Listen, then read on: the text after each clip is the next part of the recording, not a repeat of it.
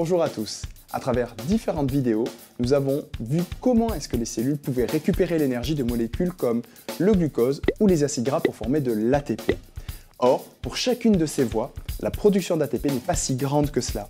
Par exemple, lors de la glycolyse ou du cycle de Krebs, c'est seulement 2 molécules d'ATP par mol de glucose grâce à la phosphorylation au niveau du substrat. Par contre, on a pu voir que la cellule produisait de grandes quantités de pouvoir réducteur sous la forme de NADH+, et FADH2. Mais que devient tout ce pouvoir réducteur dans la cellule eucaryote? C'est ce que je vous propose maintenant.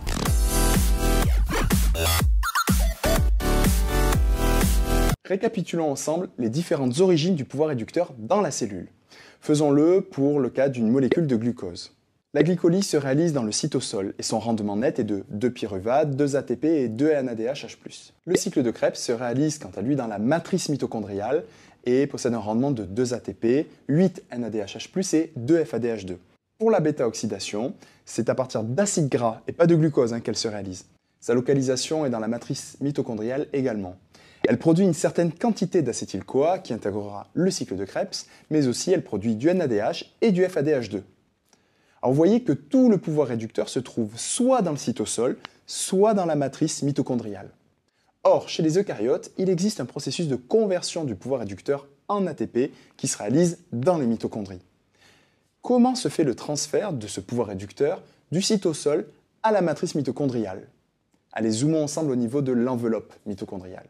La membrane externe possède de nombreuses porines permettant le passage de coenzymes réduits.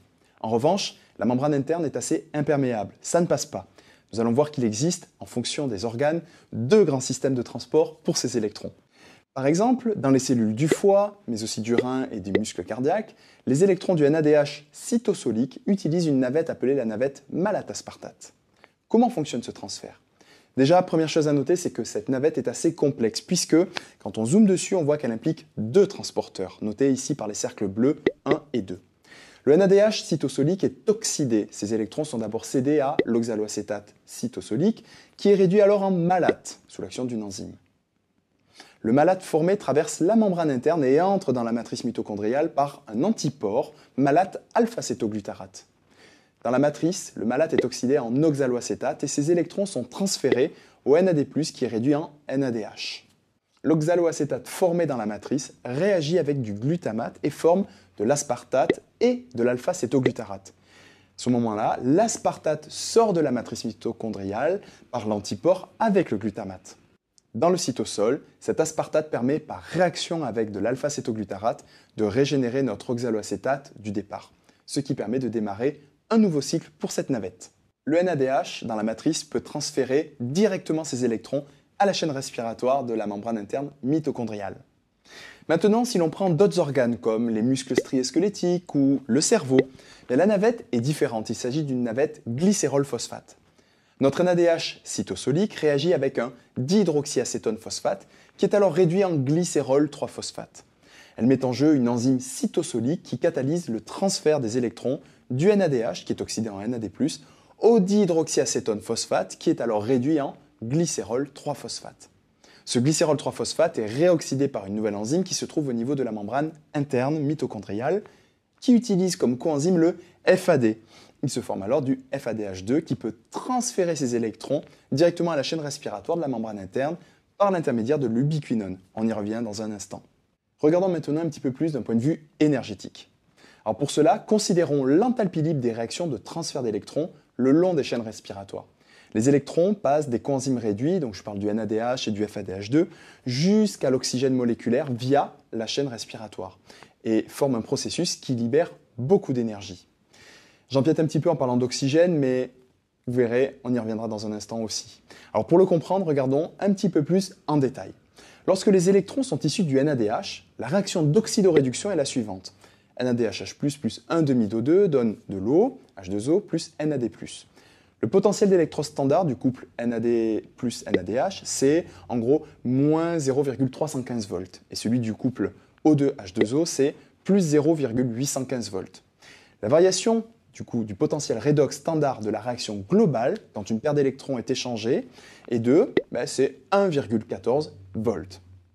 On peut rapidement calculer la variation d'enthalpie libre standard, qui existe lors d'un transfert d'électrons entre couples d'oxydoréduction selon la relation suivante.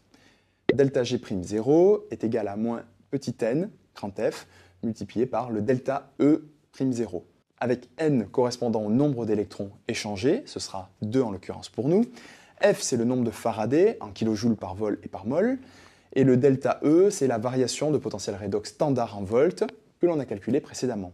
Alors ça nous donne quoi, finalement, par rapport à notre exemple ici? Notre delta G'0 est égal à moins 2 fois 96,5 kJ par volt par mol, multiplié par 1,14. Ça nous donne moins 220 kJ par mol de NADH oxydé. Donc ici, vous voyez que l'oxydation du pouvoir réducteur, notre NADH, et le transfert des électrons sur le dioxygène correspond globalement à une réaction spontanée et exergonique. Si l'on reprend la même démarche, cette fois-ci avec du FADH2, la réaction d'oxydoréduction est la suivante. FADH2 plus 1,2 donne H2O plus FAD. Le potentiel d'électrons standard du couple FAD-FADH2 est de 0,03 volts. Celui de l'eau ne change pas. Donc au final, la variation de potentiel standard lorsqu'une paire d'électrons passe du FADH2 jusqu'à l'oxygène est donc de plus 0,845 volts. Et l'enthalpie libre standard de réaction est, le delta G, c'est égal à, directement, je passe le détail, c'est moins 163 kJ par mol.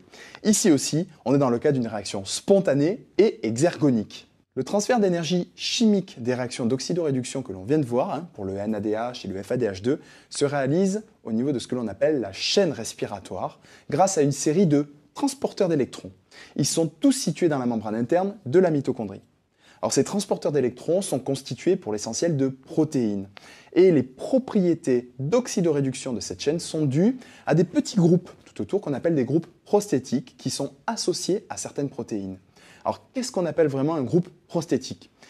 C'est tout simplement une molécule organique, non protéique, mais qui est elle-même maintenue dans une structure protéique et qui permet son bon fonctionnement comme un cofacteur. Ces groupes prosthétiques assurent les transferts d'électrons. Ce sont par exemple des M à atomes de cuivre, mais ce sont aussi des centres fer-soufre ou des flavines sous forme de FMN ou alors de FAD. Enfin, ça peut être aussi des cytochromes et l'ubiquinone. Il est à noter également que certaines protéines de la chaîne ont des propriétés de transporteurs de protons. On va y revenir plus en détail. Toutes les protéines ayant un groupe prosthétique s'assemblent et forment des complexes de masse moléculaire élevée. Ils sont spécialisés dans le transfert d'électrons. Alors voici de manière très simplifiée l'organisation d'un tel complexe. Vous voyez ici qu'un coenzyme 1 réduit peut s'oxyder et donc il se réalise un transfert d'électrons via le complexe qui l'achemine jusqu'à un nouveau coenzyme 2 qui devient réduit à son tour. En haut à gauche, vous avez la mitochondrie. En dessous, un zoom de nos membranes. La chaîne respiratoire se trouve au niveau de la membrane interne et comprend 4 complexes différents. On les nomme 1, 2, 3 et 4. Ils sont immobiles, volumineux et disposés asymétriquement dans la membrane. En plus de ces complexes, vous avez 2 composants, l'ubiquinone et le cytochrome C, qui sont tous les deux indépendants et mobiles.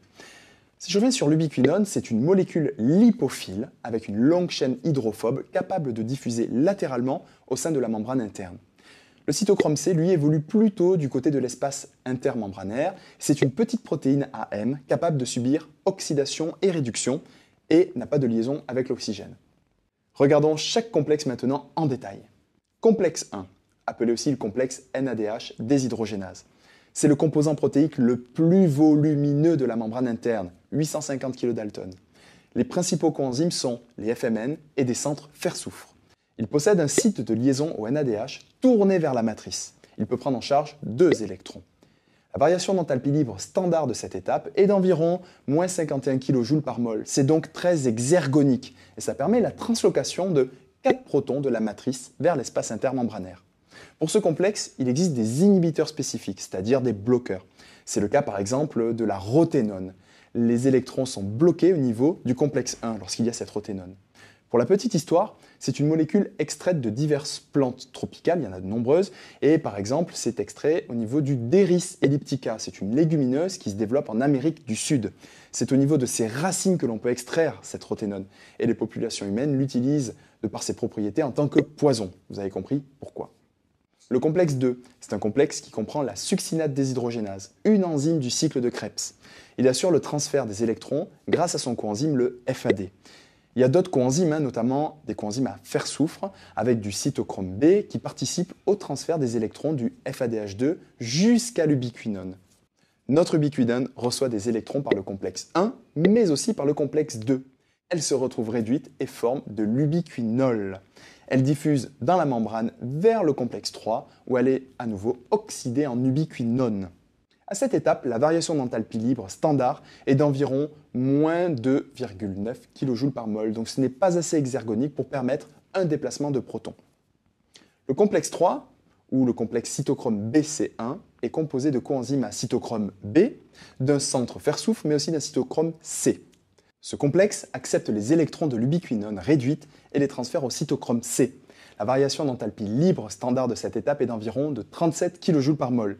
C'est exergonique et ça permet la translocation de protons de la matrice vers l'espace intermembranaire.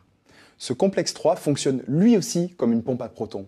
Il existe un inhibiteur spécifique de ce complexe qu'on appelle l'antimycine A, qui est un composé chimique fabriqué par des bactéries du genre Streptomyces. Alors vous voyez sur l'image ici, ce sont des bactéries très filamenteuses. Le relais des électrons se fait par l'intermédiaire du cytochrome C, lié de façon faible à la face externe de la membrane mitochondriale interne. Et il se lie à la cytochrome-oxydase du complexe 4.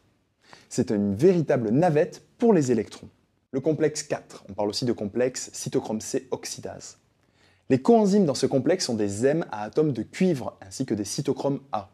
Le complexe permet d'oxyder le cytochrome C, la navette qui vient d'arriver, et de réduire le dioxygène en eau. Ce dioxygène est l'accepteur final des électrons et l'eau constitue le produit final de la chaîne respiratoire. La variation d'enthalpie libre standard de cette étape est d'environ moins 112 kJ par mol. C'est très exergonique et ça permet la translocation également de protons. Il existe un inhibiteur spécifique pour ce complexe qu'on appelle le cyanure, un composé qui est formé par un atome de carbone lié par une triple liaison à un atome d'azote.